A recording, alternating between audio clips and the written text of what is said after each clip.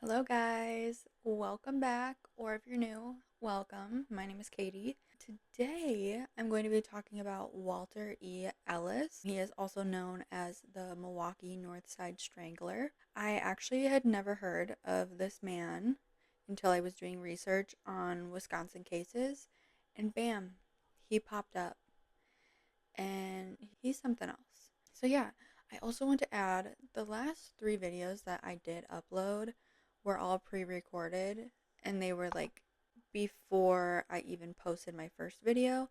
So I didn't like catch up on the feedback that I was receiving. So I'm hoping I have it closer to me. I'm hoping that helps. So, let's get started. Walter E. Ellis was born on June 24th, 1960 in Holmes County, Mississippi, as one of six children to Leroy and Maddie Ellis. In the mid 1960s, the family left Mississippi and moved to good old Milwaukee, Wisconsin. In early childhood, it was said that Walter showed many signs of antisocial behavior. He started acting impulsively and aggressively towards his friends and family, frequently assaulting classmates and neighborhood children. For this, he earned a reputation as a local bully. After finishing 8th grade, he dropped out of school in 1974 due to poor academic performance and being absent all the time. This made him turn towards a life of crime, as you will find out. At the age of 14, Walter was arrested for the first time for robbery and attempted murder. Attempted murder at 14. However, since he was a minor, he was let go with a large fine, which is just crazy to me. Like, he literally tried to kill someone. And I don't care whether you're a minor or not. I think you should still serve some time for what you've done. If you're capable of murdering someone, you should be considered an adult. In the following 4 years, he was arrested two more times for theft, but was only ordered to pay a fine. In November of 1978, he was arrested for robbery. He pled guilty and was given 4 years of probation. In May 1979, he was arrested for possessing drugs, but during the investigation, he was able to prove that the drugs had been sold to him by the pharmacy without a prescription, so he again only had to pay a fine. A year later, in May 1980, he got into a fight with some local prostitutes. He was arrested and charged with extortion, but was later released due to lack of evidence. So this dude just keeps getting lucky, I guess. Over the next 4 years, he would repeatedly be indicted for various other offenses, but was only ever given probation or parole. In February 1985, he attempted to find a job working as a day laborer in addition to taking on odd jobs, but was charged with extortion again that September. The charges were later dropped when police had learned that the woman was a prostitute, ruining her credibility and resulting in Walter's release. On October 18th, 1986, Walter was arrested for disturbing the public, and during his arrest, he attacked the police officer. For this, he was ordered to spend the next 7 months in the county jail. In May 1987, almost immediately after his release, he was arrested again for theft and sent back to prison for a year. However, he was released on parole after 9 months. In November 1988, he was caught in an attempted carjacking, which he again ended up harming the police officer, and was sentenced to 2 years in prison for violating his parole. When he was released on January 9th, 1990, Walter joined a drug trafficking ring called the Brothers of the Struggle, who frequently engaged in rivalry with other traffickers based in Milwaukee. In June of that year, he was arrested for distributing drugs and convicted in November of 1990. By this time, due to his extensive rap sheet, which also included several federal violations, Walter was ordered to serve his sentence in a federal prison in Minnesota. In May 1992, he was released yet again, but in November of that year, he was back behind bars for violating his parole. Because of this, he was ordered to enter a rehabilitation program. At the halfway house he was staying in, prisoners were allowed to leave for jobs or to attend church, but were also frequently allowed to leave after bribing the officials. In December of 1992, he was arrested for leaving the premises without permission, but was freed from any punishment after he informed the authorities how uncontrolled the halfway house was.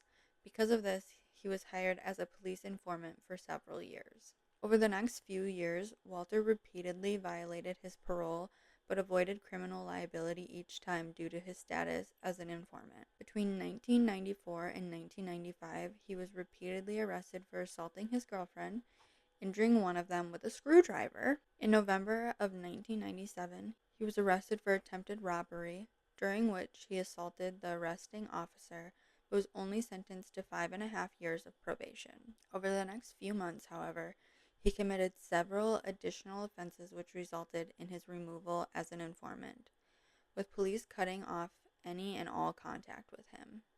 In August of 1998, he was sentenced to 3 years imprisonment for reckless endangerment, which he served at the Oshkosh Correctional Institution. In July of 2001, he was released and returned back to Milwaukee, where he spent the next few years earning money as a low-skilled laborer. In May of 2009, while re-examining the cold case murders of 7 prostitutes between the ages of 19 and 41, the Milwaukee police learned via a DNA analysis that all of the killings were committed by a single perpetrator. A statewide investigation eventually discovered that the Justice Department was missing saliva and blood samples from inmate Walter E. Ellis, which was supposedly lost on the way to the forensic lab. In late August of 2009, Walter was ordered to give a sample, as a law was put into place in 2001 that all convicted criminals had to give DNA samples. After he failed to appear at the police station, an arrest warrant was issued for him.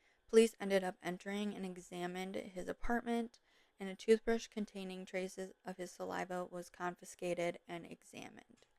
Within a few days, Walter's DNA was matched to the murders of 9 women in a 3-mile radius of northern Milwaukee, spanning from 1986 to 2007.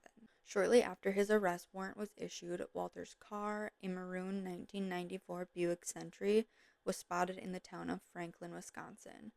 On September 7, 2009, he was located in one of the city's motels, where he was staying with his 54-year-old girlfriend, Tressie Johnson, who was not from Milwaukee and was completely unaware of his past. She had said he was holding her against her will, which is why she was with him when he was apprehended. At the time of his arrest, police seized a small quantity of crack cocaine and a crack pipe as well. Following his arrest, Walter was charged with the murders of 7 women. 31-year-old Deborah Harris, who was sexually assaulted, strangled, and dumped in the Menominee River on October 10, 1986. 19-year-old Tanya Miller, who was sexually assaulted, strangled, and found between a house and garage on October 11, 1986, which is literally the next day. Like, he killed 2 women in 2 days. Like, that's just gross, dude. 25-year-old Irene Smith, who was sexually assaulted, strangled, and found on November 28, 1992. 28-year-old Florence McCormick, who was found sexually assaulted and strangled in the basement of a vacant home on April 24, 1995. 37-year-old Sheila Ferrier, who was sexually assaulted, strangled, and found in the bedroom of a vacant house on June 27, 1995. 41-year-old Joyce Mims, who was found sexually assaulted and strangled in a vacant house on June 20th, 1997. She was last seen by family 2 days earlier when she was leaving her house. And 28-year-old, I don't know if I'm going to pronounce this correctly, but I'll try. Othrian Stokes, who was found sexually assaulted and strangled in a vacant house on April 27, 2007. I couldn't find whether these were all the same vacant house or not, but either way, he clearly had an MO, which was to sexually assault these women and strangle them and leave them in a vacant house. In addition to these killings, Walter was suspected in the killing of 32-year-old Karen Kilpatrick on October 13, 1994. Curtis McCoy had been charged with her murder but was later acquitted at a jury trial. Aside from her, he was also a suspect in the murder of 16-year-old Jessica Payne on August 30th, 1995. Unlike the other victims, she had died from blood loss due to a slash to her throat. Police said the homicide didn't fit the pattern of the others, although Walter's DNA was found on her and he is believed to have had sex with her before she was murdered. Following Walter's arrest, doubts began to arise over the conviction of Shanti Dean Oat, who was initially convicted of Payne's murder in 1996 based solely on witness testimony. After spending 14 years in prison, all charges against him were dropped and he was released in 2009. In May 2010, Walter's DNA was matched to the 1998 murder of Marriott Griffin, which William Avery had been convicted for in 2005. After this revelation, Avery was exonerated and released, and his case declared a miscarriage of justice. After he was charged, Walter initially pleaded not guilty, with his trial scheduled to begin in April 2011. In February of that year, however, after consulting with his lawyer, he accepted a plea agreement by the prosecutor's office, admitting his guilt and petitioning for a sentence without trial. This was accepted by the prosecutor and the victims' families, and on February 24, 2011, Walter was sentenced to 7 consecutive life sentences without the possibility of parole. After his conviction, Walter was transferred to serve his sentence at the South Dakota State Penitentiary in Sioux Falls, South Dakota. Shortly after his arrival in prison, his health began to deteriorate, and he was transferred to a prison hospital where he was diagnosed with diabetes. On December 1st, 2013, Walter E. Ellis passed away due to complications from his diabetes, aged 53. And that is the story of Walter E. Ellis. Homeboy had a lengthy criminal history, but I like how this story, I feel like it's a little confusing because I started off telling you guys mostly about like his criminal record, and then all of a sudden he was connected to these 7 murders.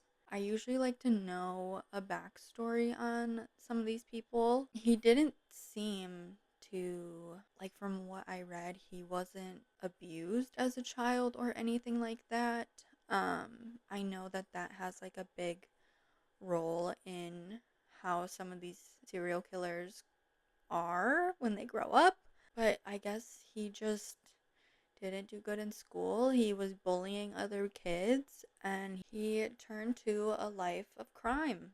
Let me know what you guys thought, or if you've even heard of this guy. I had no idea who he was. I thought it was a pretty crazy case considering how much he got away with in the very beginning. It's sad that it took that long to keep him in jail because these women would probably still have their lives if the system would have just threw him in jail when he messed up the first time. So it's really heartbreaking that these women lost their lives because of police doing a shitty job. Um, but yeah, let me know what you guys think of this case, if you knew who he was. And yeah, I'll see you guys in my next video. Bye!